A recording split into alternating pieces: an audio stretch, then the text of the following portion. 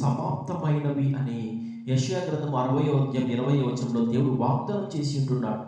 మీ దుఃఖ దినములు సమాప్తమైనవి. ఈరోజు వాక్యం వింటున్న మీతో కూడా దేవుడు మాట్లాడుచున్నాడు. మీ దుఃఖ దినములు సమాప్తమైనవి. మీ యొక్క దుఃఖమునకు ప్రతిగా ఆయన మీకు సంతోషమును ఆయన అనుగ్రహించబోచున్నాడు. మీ దుఃఖమును ప్రతిగా ఆయన మీకు నాట్యమును ఆయన అనుగ్రహించబోచున్నాడు. కాబట్టి మనము మన దేవునికి మనసారా హృదయపూర్వకంగా మన యొక్క మొరలను విన్నపములను ఆయనకు తెలియచేయాలి.